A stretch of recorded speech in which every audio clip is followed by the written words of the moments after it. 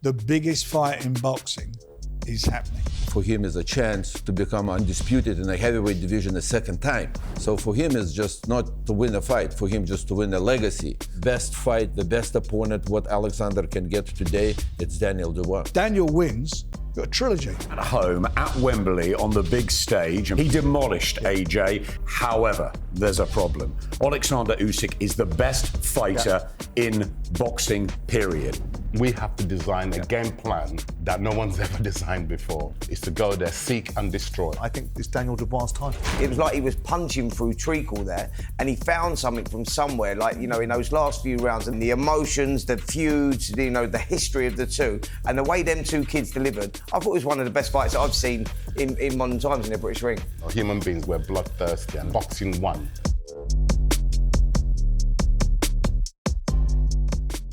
Welcome to episode 118 of Talk Boxing with Simon Jordan and Spencer Oliver. Joining us today is Frank Warren and Aegis Klimas. Gentlemen, nice to see you. Thanks for joining us. Oleksandr Usyk, Daniel Dubois, the rematch. Fantastic fight. You must be pretty pleased, Frank. I'm very pleased. It's good that we've been able to work together to make this happen. It's a history for the UK. There's never been a heavyweight unification fight, and this is for the 4 recognised belts, plus the ring, the IBO. This is something extra special, and it's the 2 best fighting each other. Usyk, the number 1. Absolutely. And I think Daniel's number 2. And this is his moment in time to try and make himself the number 1. Was this always what you wanted, Frank? I mean, obviously what you tend to get, and I'd be gentle with my words, is if someone wins a world title, they might get a little bit of a gimme before they go into a huge fight like this. Is this the ideal scenario for Daniel? Yeah. Yeah? Yeah, he's a young man. He's coming off a good run of wins against 2 undefeated fighters. Both won a mandatory challenger in Hrgovic. Babe Miller, who was top 10 ranked, and obviously a 2-time world champion in AJ. And in all those fights, including the fight before those 3 fights against Oleksandr, he was the underdog. Can I ask you, Aegis, I mean, given the landscape and the shake-up now, Oleksandr's obviously beaten Tyson Fury twice. Is this the fight that he really wanted, given the circumstances of the landscape of the boxing world in the heavyweight division as it is now? Well, Oleksandr already reached a lot, achieved a lot in the boxing. Beating Joshua twice, Fury twice. He was undisputed in the cruiserweight division. He was undisputed in the heavyweight division. And right now, for him, is a chance to become undisputed in the heavyweight division a second time, which is never ever done in the history before. So for him, it's just not to win a fight. For him, just to win a legacy. He's already a legacy, but right now he's going to put the dot, probably, which is we're not going to see in the future anybody going to repeat that. If he wins that undisputed game for the second time and creates this legacy and history, where does the motivation come from after that? Is there talks of, this could possibly be his last fight, or is he not looking beyond that? I mean, tell us where his motivation comes from. The motivation is going to be who's the next. Right. But I mean, he's cleaned up the division. If he beats Daniel Dubois again for a second time, he's pretty much beat every top contender out there. So where does he find it there? Is that a conversation after that? Is there life after that? Who is the next? Again, if it's going to be a good opponent next, of course it's going to be a motivation for him to train. Because, to get the motivation, you need to have a good opponent in front of you. So there's been no conversation about maybe retiring after winning this one or that undisputed for the second time. Has that ever been a conversation? We are a team where we're not running ahead of a time. We're not running ahead of a train. We're going with a train. So right now, the whole team, everybody is concentrated on July 19th. Let the July 19th go. On the July 20th, we're going to start talking what is next. Is this a one-fight deal? Is this one fight? For us, yes.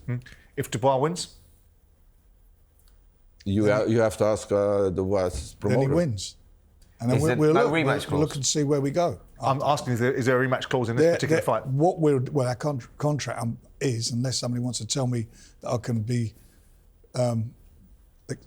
ignore the confidentiality agreement, then I'll do it. But as far as I'm concerned, we're focusing on this one, and not if. I do believe Daniel will come through, then we'll make the right decision. It depends how the fight turns out. Sure. Because Daniel wins, you've got a trilogy. That's why I'm asking, because obviously Oleksandr brings 3 belts to the table. Even probably without the contract, would be a smart thing to do. Sure. And we've got a great relationship, so that's not. Sometimes.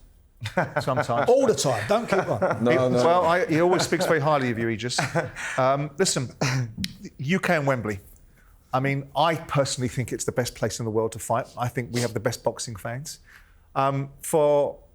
For this fight to have been staged in the UK and Wembley, Frank, how have we got to that point, and why are you guys comfortable with fighting in Daniel's back garden?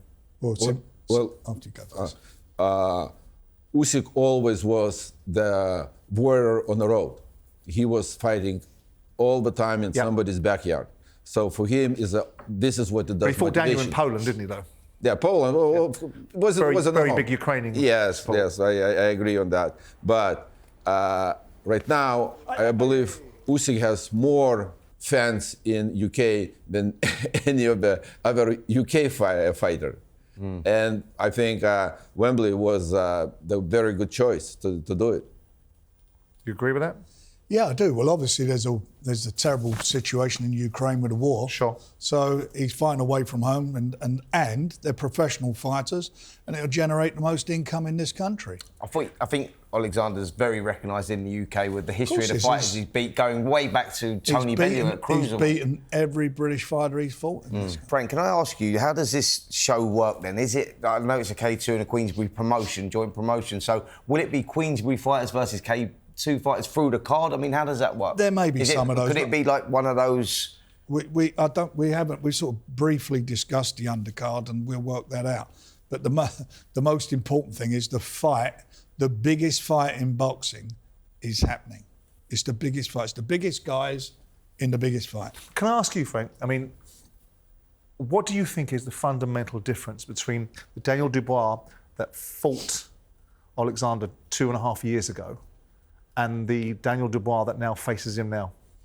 I think he's matured mentally, very much so. The talent's always been there. You know, he can punch, he can box, he's quite fast.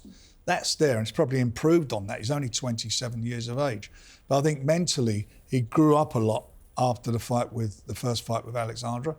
And he's shown that in his next 3 fights. As I said, he was underdog.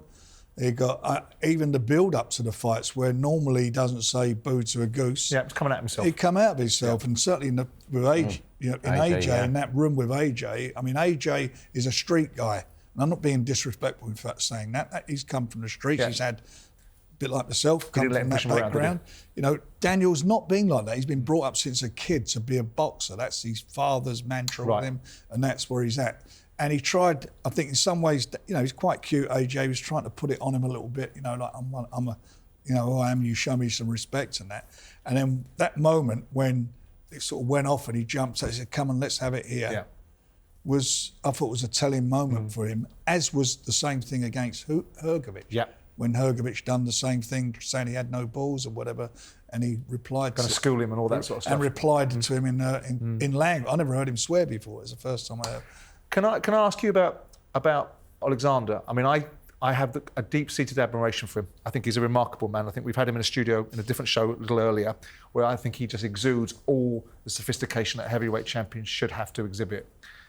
But coming against Daniel Dubois now, Daniel Dubois is a younger man, a regenerated, reinvigorated man. How do you, as the Usyk camp, view the Dubois challenge? Well, we think it's a very competitive fight. We think Dubois is going to come in different than he was 2.5 years ago. We already talk about that.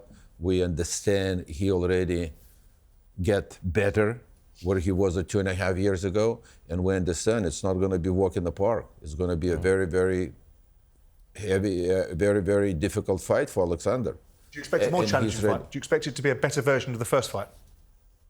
I believe so. That's what the Daniel's going to bring it to the ring. That's what keeps Oleksandr motivated. That's what keeps him preparing for the fight, training hard, and get ready for July 19th. I think it's going to be really, really competitive fight. And you have to take your hat off to him for that. He didn't have to do it. Do you see Daniel as the biggest threat in that heavyweight division right now? When you look at the landscape of the heavyweights, I know we've got some good fighters like Moses Atoma coming through, but right now, do you think that Daniel is the biggest threat to Oleksandr out of all the other heavyweights? Right now is the best opponent what he can get. Yeah. The best fight, the best opponent what Oleksandr can get today, it's Daniel Dubois. There is no other. Not wishing to break up this lovely spirit of a cold, where are we on the low blow from the last fight? We've just seen in the studio Oleksandr bring in a picture which Frank says absolutely has nothing to do with the picture, the real picture of what happened in that fight. I can see a picture in Frank's Where are we on the low blow discussion, and how do we make sure it doesn't happen again? Well, that's up to the referee. One thing the referee didn't do before the fight was to come into the dressing room and go through that. He didn't do that, which was remiss of him. He just didn't do that. And the rest of it, we're repeating the same old stuff. He's shown his pictures. I've got mine in my back pocket right here if you want to see them again. Not a problem for me. But you've said it, you don't feel it's the same. And it's a split. People are split with it, what they say. I didn't think it was a low blow. I think Daniel got well beaten in the end. But I don't think he lost the momentum of the fight. Just a 1 second. Just a 1 second. Everybody was in the pictures when punch finished. The punch came from the bottom, and it came up. So all the pictures, what you guys have, it's already finished the punch. Do you think that the two fights, Frank, I'm going to ask you to observe on Usyk. I think we all admire him for his achievements. We all admire for the way he conducts himself. Yeah. Do you think that the two fights that he's had with Tyson Fury have taken a little bit out of him, which makes it a different fighter for Daniel to fight than the fighter that he fought last time round? I do, and I hope that's going to be the case. I do. They were, especially the first fight. The first fight was a tougher fight. The second one, obviously, I knew each other a bit more. But I would say this. It's my job to say, but I do think there is a way to beat Oleksandr, but it's got to be a good quality. But you think take the body, don't you? I think but I think it's fair to say if you're going back to that fight and then you look at what Daniel's achieved since then and how he's grown as a fighter, it's a different fight altogether, as Igor's already recognises. So. But we've not seen any chinks in Usyk. No, absolutely. We've not seen anything in Usyk. He's the best heavyweight of our modern generation, for sure.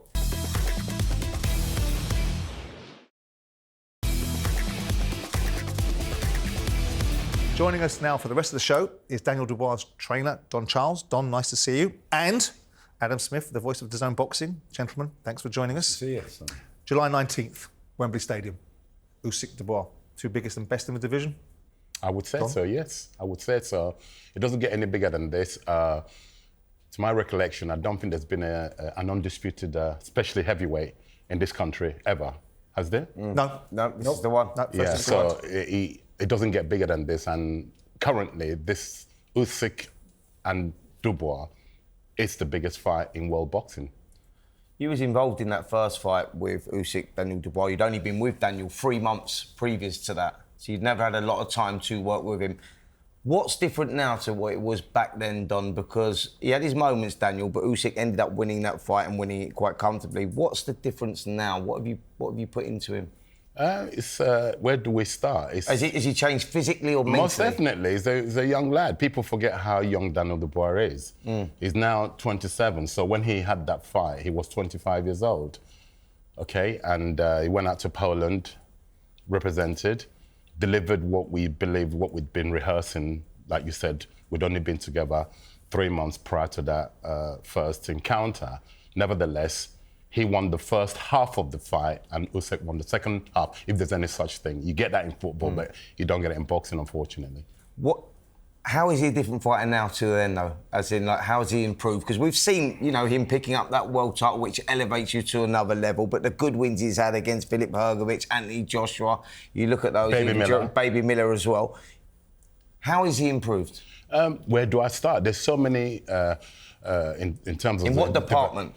In every department, physically, mentally, technically, And as a human being, he's grown up. He's done a lot of growing up, you know. So there's so many factors that adds to what the Daniel Dubois that you're seeing today. We can see that, Don. It's there for all to see. From where he was back in the summer of 2023, you'd had him only for really 5 minutes, to see what he's done with Miller, with Hrgovic, with Joshua, against all the odds at Wembley. Correct. And Spencer and I, we've been there. We've been inside your gym. He's a different guy. He's mature psychologically. He's right now. He's an incredible physical specimen, but I think it's mentally that he's really got it. And at 27, this is the opportunity now. This is the right time for this fight. I would say so. I really would say so. I see the kid day in, day out.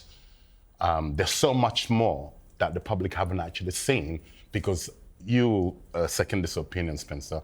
What you teach the athlete, let's say what I taught him just under 2 years ago, it's only just now gotten into his system. So you see little increments of improvement from the Miller fight to the Hrgovic to the AJ fight. The things I taught him when he actually fought Usyk, who's a southpaw. He deployed. Absolutely. So now, people, and we didn't get to showcase the next level of improvement for the Parker fight, which we pulled out, unfortunately, through illness. So in a way, when I say I'm glad that if you're studying Daniel Dubois, you would study him up to the Anthony Joshua fight. You wouldn't have seen the next thing he would have done in the Parker fight. Yeah. So in a way, it hurts me that we pulled out. It hurts the fighter that we had to pull out. But now people having said that, Usyk is a different proposition. Sure. He is. He's a special. I'm going to come back. He's special. I'm going to come back to the evolution of Daniel Dubois. But I wanted to take your opinion, Spencer and Adam. We've just had Usyk and Daniel in the studio, and you would have listened to their observations, their reactions. And I wanted to see what your immediate takeaways from listening to both fighters in proximity and in isolation. Well, I'll start with Daniel Dubois. And the way that he's grown in his own confidence is the big factor in this one, you know. And when you watched him in that interview there, you can see the kid's talking better. Don's done a great job with him on that side of things. He's more relaxed and he believes in himself, you know, and that's why he's talking the way that he's talking right now. He's a different proposition to the one that was boxing Oleksandr Usyk a couple of years ago. And he goes, not just physically, not just mentally, he totally believes in himself now. He believes he's going to go and win that fight. When you mentioned to him, and when Jim was mentioning to him there, and you, and you're talking, and that comes up, you know, how do you win? How do you beat him? A little smile on the kid's face. He is so confident he's going into this one. That's the difference between the first fight and this fight coming up. And that's what we've said already, but he was absolutely crystal clear. This is his opportunity at home, at Wembley, on the big stage, and people worried that he gets stage fright last time.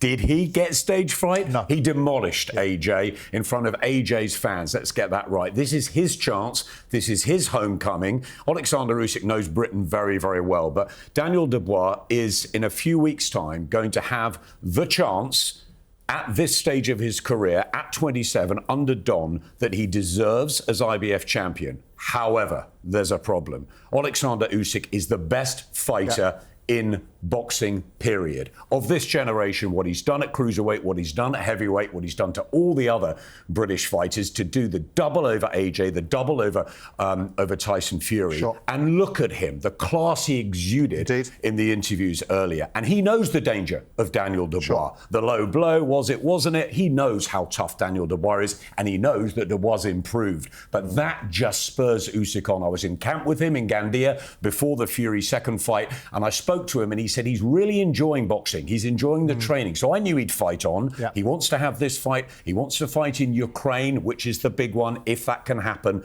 But he knows how difficult an opponent Dubois is. I'm going to come back to Don in a second, but it almost feels like it's an irresistible force meeting an immovable object. But let's have a listen to Duke McKenzie, who sort of encapsulated it last week. I'm a big fan of Daniel Dubois, and I'd love to see him beat Usyk, but I just can't see it because Usyk isn't slipping. He's not. He's like, his engine is like that of a Rolls Royce. He's just purring along quite comfortably. And he can obviously do things which other heavyweights can't do, in as much as he can adapt during a fight. If he's behind, he can adapt. If he's ahead, he can take a few rounds off. He can mix it up, box, fight. Is Dubois better than when he fought him?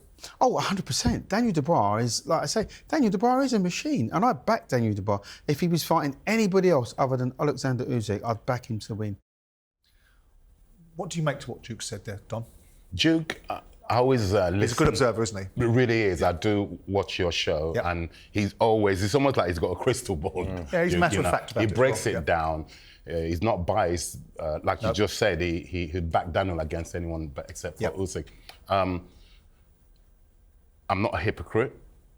I'm the trainer, so I hear Duke. I respect what he says, but we've got. I agree with it, we have to design a game plan that no one's ever designed before. Mother of all game plans to beat this special, unique fighter. And I believe we are able to do that, and the fighter is able to execute the game plan. And what I agree with Duke is Oleksandr Usyk isn't slipping. That is fact. No. But Daniel Dubois is improving, and that's the difference going into the fight. What do you think? I mean, not what do you think? What do you know that Daniel took from the first fight? Because obviously there were questions that people wanted to raise. There were unfair questions about the Joe Joyce fight, which he got to answer almost on his own because he wasn't looked after in the corner the way I think he should have been in terms of Daniel against Joe Joyce years ago. Some of those questions found their way into asking the similar sort of question about him in the second fight, where people felt that maybe again there was an element of heart. Then it all changed. And Jarrell Miller was the question that people got asked and answered in terms of he had to dig deep, and then he goes and deals with Hrgovic, and the game changes, and he walks into an arena with 90,000 people waiting to anoint Anthony Joshua, and he's not fazed by it. What would he have taken from his first experience against Usyk? A missed opportunity, given the fact that he had him down and didn't jump on him when he got back up again? What would he have taken from that, 5 minutes Don? later. Yeah, I agree. Right. I understand. So, in anything in life, even if it's considered as a bad experience, which it turned out to be in Poland, you still take positive. You look at the positives, and we choose to focus on the positive. We know where we went wrong. We know what we did wrong as a team, as the fighter as well. So collectively, we take positives out of it. We've learned. We've grown from that. And as you quite rightly pointed out, he redeemed himself with the Miller fight. He got asked questions during the fight, and he was able to dig deeper and come back victorious. Does he have to knock him out? It was the Hrgovic fight, though, Don. Sorry, Simon. I thought it was the Hrgovic fight for me because that was the fight, right? Hrgovic was undefeated. It was the strange one where he should have been crowned IBF champion. Correct. But with Hrgovic, he went and he took his lumps and bumps in those first 2 or 3 rounds. Correct. We talked about that a lot. The way he came through that, and I just thought at the end of it, where he was talking so freely, it was almost like this enormous weight came off his shoulders that night. I think that's the night he really changed.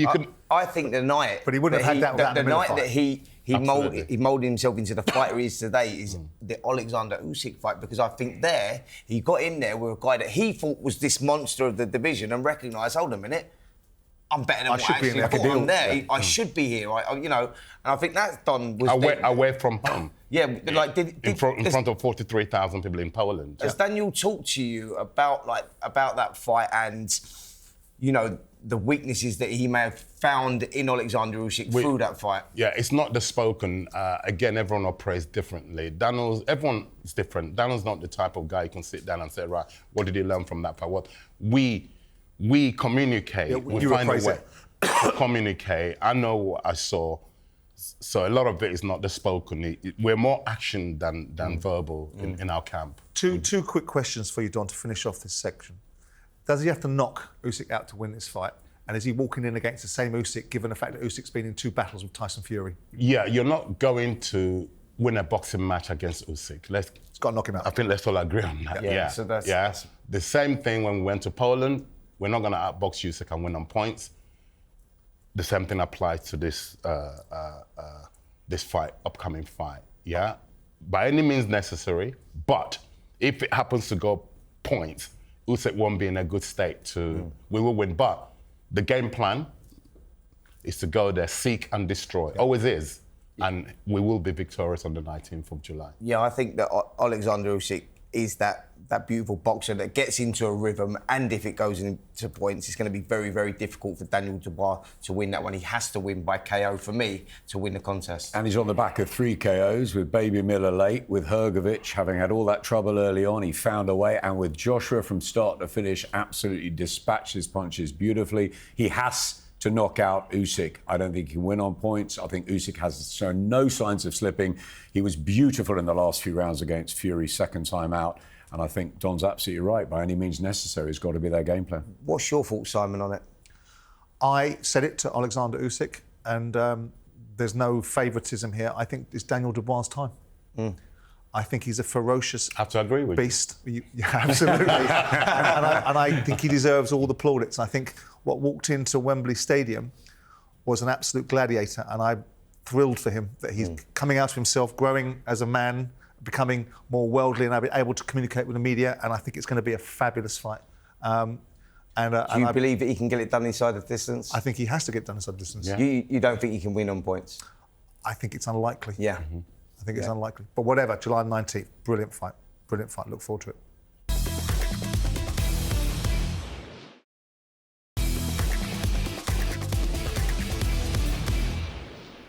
So let's turn our attention to my favourite event, the Eubank Jr. Conor Benn fight on the weekend. Reactions, fellas? I want to get your reaction first. Just tell me what you thought, because I know you were not particularly in favour of this fight happening, but what's your thoughts on the aftermath of that? I think it was, I watched it on Sunday, I didn't watch it live. Simon.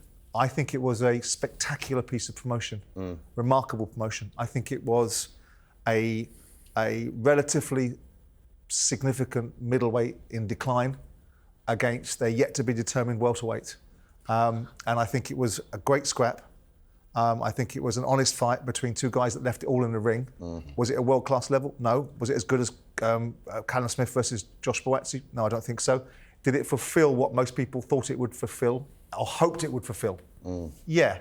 Listen, I always thought it was going to be a very competitive fight, but as it unfolded, and you saw, I think, for one, Conor Benn done better in that fight than I thought he was ever going to do. And I think he showed a lot of character in that fight as well. He did. As did Chris Eubank Jr. I looked at him at the end of that 9th round and I thought, he's got nothing left. It was like he was punching through treacle there, and he found something from somewhere, like, in those last few rounds. And that 12th round, by the way, was one of the best 12th rounds I think I've seen. And you're right in what you say. You're looking at levels and sort of world-class levels and where it's sat, but you go, with what was on the line, the emotions, the feuds, the history of the two, and the way them two kids delivered, I thought it was one of the best fights that I've seen in modern times in the British ring. Boys, pick up the slack. You know how much I respect you. You know how knowledgeable you are at boxing as well, and I totally get your reasons for not coming. I can't believe you didn't watch it live. He listened to it on the talkSPORT. Do you know what? YouTube It was one of the great nights we've had in British boxing. You're right, it's not world-class elite level, but what the two of them showed in there was they backed up all the hype, the circus, the nonsense in many ways, the hoopla that we'd had. Yeah. The two of them bared their souls in there that night. Conor Benn was magnificent.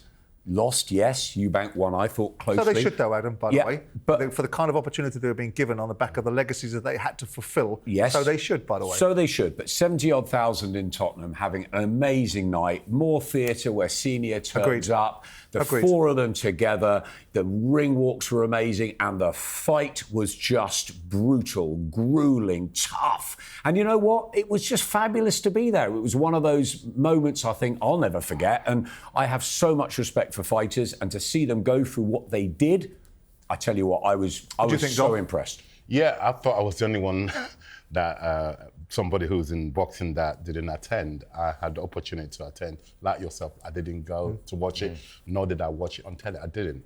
I was too tired from working, from training. I got a lot of fighters. I didn't go, basically. I actually went to sleep and I woke up 2 a.m. to see the results and people posting. Did you watch the fight after? I've watched it since then, and boy, what a slugfest. Indeed. People got their monies. Human beings were bloodthirsty, and they sure got what they paid for. And I have to commend both boxers. They left it all in the ring. Yeah. They represented their fathers' legacies. Yeah. And basically, to sum it up, boxing won. Simon, I've got to throw this to you. I've got to throw this to you, Simon. British boxing one. Yeah. Yeah. Chris Eubank Senior. Yeah. Rocked up. No one expected it. They thought it was totally gone. What was your thoughts on that when you first saw him there? Not surprised. For a variety of reasons. Oh, come on. I could be mean-spirited and say because he's a narcissist and he couldn't miss it, or I could turn around and say that I listened to the press conference that Chris Eubank Jr. spoke in, where I think he spoke about pain, and he spoke about pain in such a way that anyone could not connect with. That really when he talked about his brother being buried in the desert and his brother's young boy, Raheem, wanted to know where his father is, and then talked about his pain with his own father. Yeah. If ever a family have suffered trauma like this, should have a moment together, then it's probably these guys. But I will tell you that relationship between Chris Eubank Jr. and Senior was very fractured, and they hadn't spoke. You know, this wasn't all made up, and they knew that it was going to happen.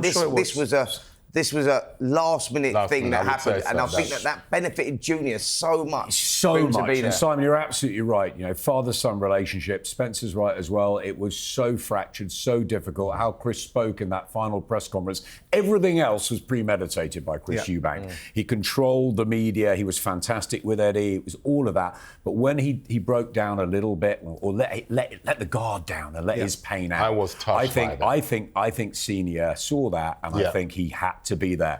But did we expect it? No way. It was just one of those moments that just will live with us forever, and it was fabulous that he was there. Talking about drama and elements of box office, what do you make of the Billy Joe Saunders, the rap monitor, going into, or potentially going into, Eubank's dressing room? I mean, people were suggesting to me that Robert Smith was nervous about the outcome of this. I'm not entirely sure why the British Boxing Board of Control would allow Billy Joe to be part of that sort of he can't be because he hasn't got a licence, so he's not.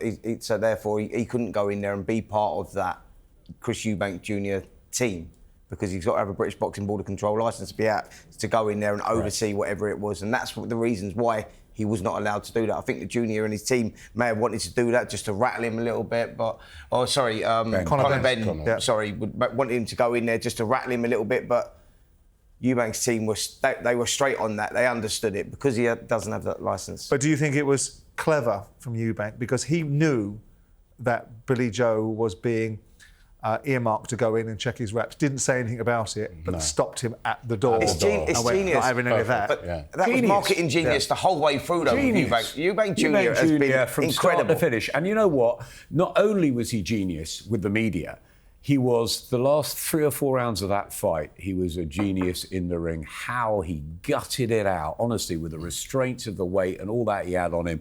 And he just did something that we probably haven't seen throughout his whole career. How do you feel about that observation, Spence? Because you've been banging on about the fact that Eubank has fought at 160 for the last 5 or 6 years.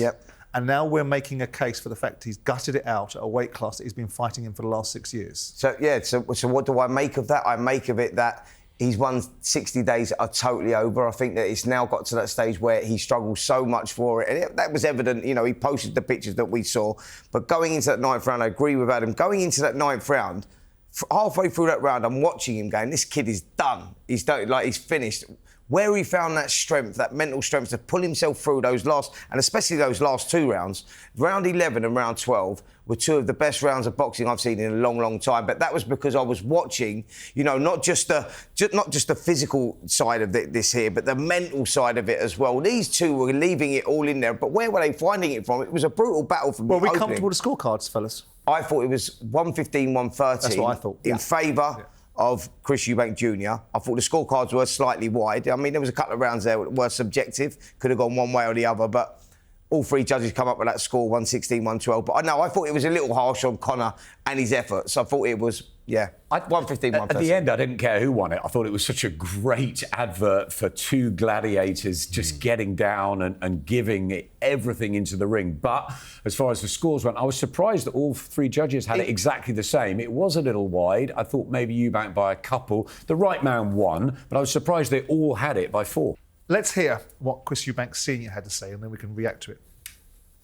You know, I was always going to be here for my son, irrespective of what you thought. I mean, it's a show. So suspense is part of the game. Now, the performance, championship rounds, standing toe-to-toe, the credit I'm going to give to Conor. I told you he was a superior fighter. but he shouldn't be fighting at 160 or 156. He's a 147 fighter. What couldn't he do around the world? He's been destroyed by the people who are handling him, and they have to be brought to account. Do your job. Do your job. Do your job. Okay. Strong words as always from Chris Eubank Sr. What do you make of that, Don? What's your takeaway from what he said? Yeah, I mean, if anyone should know, he should know. He was always pro to build up to the fight. That was his concerns about the weight for Conor, not just for his son, for Chris Jr., for Conor. Well, his initial conversation was about legalised murder, wasn't it? 2 years ago, he was talking about watching his son being boiled down. Yeah. And now he's switched it on to Conor as well. Yeah, because it works both ways. In terms that he's fighting, he's going up 2 weights, right, Conor, to fight against her. Well, he's been fighting at 154, hasn't he? Yeah, that's equally as dangerous. Someone coming down, like his son coming down. The danger is there. So do you think what Chris Eubank Sr. said is right? Not that he has a right to say it. It's actually right in principle. Well, yeah. Is this the best we've seen of Chris Eubank, or is it the best of what's left of Chris Eubank? Ooh. Like Chris Eubank said after the fight, he said, I knew I had this in me, but I needed somebody to bring it out. Yeah. And those were his words. And yeah, he's Great always point. had that in. Great point, Don, and great question, Simon. Yeah. Listen, I think it was. I think it was his best performance. Well, my concerns, Adam, is when you have a fight like that at 35 years of age, after the career that he's had, and the punishment he had to go through to make the weight, I go, my concerns are that takes a lot out of a fight. But under the circumstances, the question was it the best we've seen of him? And under the circumstances, with the 18-foot ring, with the weight constrictions, with everything, not knowing whether his dad was going to come, the way he handled it, I thought he was absolutely brilliant. I thought Conor Benn was brilliant too, by the way. Agreed. But I thought Eubank Jr.'s performance, and as I said, the championship rounds, his dad mentioned that was superb. My takeaway for what it's worth is I think the person that came out of that fight with the most credit was probably Conor, because Conor looked and brought a fight without Conor's participation in that fight, which sounds like it'll be obvious, but the way that Conor went about this fight, I think created the opportunity for the fight to be played out the way it was. Do you know, even when we were there, Simon, 70,000 strong crowd there. And he walked into a background. He walked into a background. He walked into booze everywhere. But when he left that ring, he turned a lot of the public and by the way, that's right, because of the heroics that he showed. But people should pack it in now, because ultimately, whatever we think about those 2 drugs tests, if you're going to boo people, then you can boo Tyson Fury and you can boo Canelo Alvarez. They've all failed drugs tests as well. If you're going to boo somebody, and he's now redeemed himself to some extent in terms of he's a clean athlete, well, he'll argue about the perspective. I think he redeemed himself in the ring on Saturday night as well. But what I wanted to close this section off with before we finish this bit, which is there is a rematch. When I saw the Saudis last week, they were already talking about the rematch before this fight. Obviously, Sello have got the ticket on that. I personally don't think we need to see the rematch. I think that Conor could go and win a world title. I think he can beat Barrios. I don't think he can beat Boots Ennis. Yeah. But I think he can go and win a world title at 147. Do you want to see this rematch? Simon, I went in the early hours of the morning. Most people had left Tottenham. I went into Conor's dressing room. He was still there quite a long time afterwards, and he wants this rematch. He wants it because he was disappointed with his performance. He was disappointed with losing. I had to tell him, I said, mate, you were brilliant. You were fantastic. He was gutted. He was back in the gym this morning. I think he wants that rematch. But if we were guiding voices for him, giving him sensible, he's gone into that fight. He's proved his point to some extent. He didn't made a huge amount. I know he didn't, but there was an expectation that the bigger man was always going to win. He's made a huge amount of money from that. If we were giving him advice, if you were giving him advice, Don, would you say to him, go rematch, or go and fight at 147 and win a world title? That type of fight is not recommended for anybody, the type of fight he had with Chris Eubank Jr. But nevertheless, by public demand, I would advise him, don't take that type of rematch. It's not good for your health. For Conor and Chris. But listen, by public demand, the public want it. The public do want it. And financially rewarding. And the common denominator here is the money. Where else are they going to fight, and what fight are they going to have to generate the type of income they'll get for that fight? And that's really what... And you must respect that Conor would have elevated as a fighter from that performance. Chris, that would have taken a lot out of him. So, agreed. You know, if the money's on the table... Is it the same conditions? At what weight, if there were to... Both need a rest. Both need just everything to calm down a little bit. If they were to fight again, at what weight? At what weight? Is Chris going to put himself through... Do you do it at 162, 163? Well, like I said, the weight, that's so important. What weight? If there is a rematch, I'll tell you one person that will be happy is Ben Shalom, because he's had a good week last week. You know. Very good week. Ben Whittaker as well. Absolutely.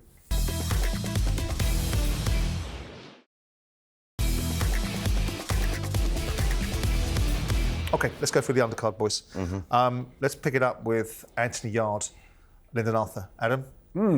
Not a great fight. Third time. I think they've probably seen enough of each other, the two of them. I thought Yarde at times just waited too long. I thought he was aggressive towards the back end. I thought Arthur boxed all right in the first sort of half of the fight. He was a bit unlucky, and Anthony picked it up when he needed to, caught the eyes of the judges in those sort of cameos of combinations. And look, he just had to get the win, didn't he? But I'd like to see him in a fight with Boatsy next. It wasn't a vintage performance by Anthony Yarde by no means, but I think that you can't take anything away from Lyndon Arthur and his performance after getting knocked out in 4 one-sided rounds in the last fight. I think he excelled. I think he showed a lot of character.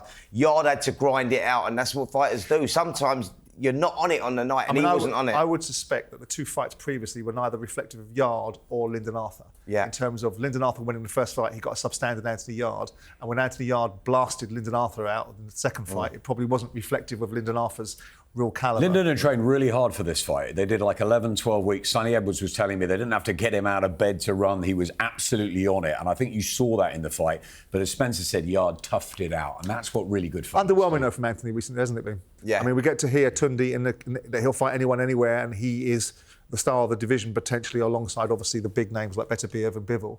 But we're not seeing it in recent performances. Lessons for other fighters out there. You know, we know he's heavy-handed. You know, and he was looking for that big he's shot. Exciting. He was looking for that, and it doesn't come when you look for it. You just got to let them flow, and that knockout opportunity, it will be there. The power was always there. But look, he got the job done. That was the most important thing. And if I can add, it takes 2 to tango. With someone like Anthony Yarde, you have to bring the opposition that brings it out of him. He's that kind of fighter. We saw Liam Smith struggle against Aaron McKenna. I think he felt that this was a fight that a lot of people questioned the thinking behind the Smith family for taking this fight. And I'm a big admirer, and I'm a big admirer of Paul. I'm a big admirer of all the brothers, Stephen, Callum, obviously, and Liam. But this was a really tough night for Liam, and it looked like, to some extent, he was walking through treacle at times. Listen, this was a classic example of, a fighter passing over the baton. You've got Aaron McKenna, who's an exceptional young fighter, 6'3" middleweight. You don't come around a lot, but not just his long range, but inside as well. He was just tapping them up, whipping the shots in. And I think that Liam Smith looked like that fight was going to be over through those middle rounds, but he grinded it out, and he went out on his shield, that is for sure. But we can see there that I think that Liam's best days are clearly behind him. But what an exception. That's taking nothing away from Aaron McKenna. Exceptional young fighter. He's going to be difficult to beat him. Indeed. Liam had a good day at Anfield yesterday. He enjoyed that, but unfortunately Saturday night, I think we saw probably the closing chapter on what's been a fantastic career for Beefy. And I just think Aaron McKenna, we should talk about him. A star was born on Saturday night. Wow, what a performance. Not only did he outbox Liam early, but he stood with him and he showed his power and the angles and those long arms. I tell you what, he's a force to be reckoned with. We saw CBS back in the ring against a very noisy Canadian. Had lots to say for himself during the build-up to this fight. It's a good win for Chris, isn't it? Yeah, it was a good win for him. It was a very good win for him. His opponent was very tough. Brandon was one of those guys that he come to win. I spoke to him in the week, and he was upset the way that Chris Billiam-Smith had treated him at a previous fight and whatnot, and he was going. Nonsense, wasn't it? Yeah, but he didn't shake his hand. You know what it is, Simon? This fighter's trying to feed off something to get themselves in that mindset to get themselves that game face and that fight focus on. And he come to fight Glanton. To be fair, he give it a go, but a little bit too one-dimensional. Chris Billiam-Smith had a tough couple of first rounds and then worked it out. That's what good fighters do, champions do. He created that space, just kept it at range. Glanton was falling in, but Billiam-Smith was always that move ahead. And he's put himself back in the mix again, which is good. We like Billiam-Smith. Yeah. I thought it looked like CBS had overtrained a little bit in those first 2 or 3 rounds. You're talking about Liam Smith being stuck in treacle. I thought Chris was, but suddenly he got himself going. And he toughed it out, a bit like Anthony Yarde did. Brandon Glanton was a decent opponent. I thought Chris, he had to win that fight to stay in with a chance of maybe a Joe Apatow or another big fight, and he did it. He toughed it out, and he's been a great stalwart for British boxing, hasn't he, Chris? Yeah, it's consistent. Yeah, very consistent. Well, he's a decent man, isn't he? He deserves all the opportunities. He's a gentleman. What do you make of? There's lots of rumours going around that at some point, suggestions, shall I say, that Joe Apatow is going to land himself in the heavyweight division as an incumbent trainer of an incumbent heavyweight champion. What do you think of Jaya Pataya and that particular scenario? Exceptional fighter. Who am I to say I got it wrong with Usyk prediction when I was asked the same question about Oleksandr Usyk when he was after he became undisputed in the cruiserweight division. I said, oh, he won't survive in the heavyweight division, and look at him now. So upper tire, yeah, but upper tire is not. No disrespect to him, his IQ is not as cute as Usyk's. Usyk's able to negate the heavyweights. I'll tell you what though, Don. Upper tire gets hit pretty easy. For that reason, I can say no. I don't. Will he actually? If he goes Usyk Well, through, the only person that's really hit upper tire is Breedis, isn't it? As in he's been in two. He had 2 fights with Breedis. Yeah. So, he has to go and unify and become undisputed in the cruiser before he steps up. At what point is he planning to step up? Is he going to unify and become undisputed I think first? he wants to unify first. I think Jai Bataille's a really good fighter. We've got a saying in there. I've got a guy who's actually fighting Badou Jack. I know him. On the 3rd. So Mr. Upper has to unify before he could think of going heavyweight. Canelo, as you mentioned, is in action live on DAZN this Saturday in Riyadh. What are you expecting to see from the Mexican, Spence? I fancy Canelo to win the fight, control it, and get a late stoppage. I think that's where we're at. It doesn't help really with Nigel Benn coming out about William Skull sparring. I was going to say that. That wasn't good. Yeah, I think. I don't know, Don, what you think, but I think Canelo stops him. I believe it's a stoppage, mid to late. Yeah. We see Martin Bakole now about to fight in Saudi or coming up imminently. This time with a proper training camp. Decent fight. Good fight. Oh yeah, definitely.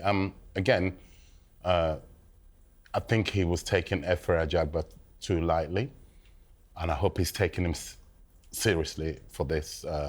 He has to. What do you expect from Bakole? I mean, does he get as a result of this fight? Does he get himself an opportunity? I think he wins. I think he wins the fight by stoppage. Spence, you got any input on Bakole? You like him? I like him a lot. Don knows him very, very well. Listen, me and Don have seen him over the years.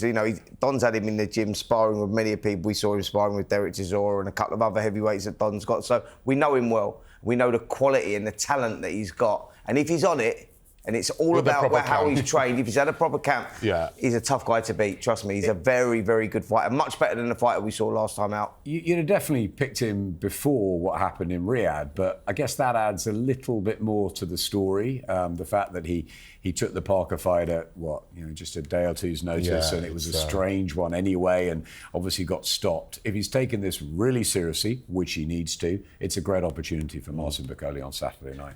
Talk to me about Times Square, DAZN, Friday. Amazing, amazing, incredible. The iconic settings now, Times Square. They're talking Alcatraz, Central Park. I mean, it's fantastic what's going on. I love it. Ryan Garcia, Devin Haney, Teofimo Lopez in Times Square. I mean, boxing is just absolutely flying, isn't it? Boxing is live. So that's 24 hours of world-class boxing from Times Square and Riyadh. Pick one. We'll go all in with the bundle exclusively on DAZN. Buy now at DAZN.com/boxing or scan the QR code.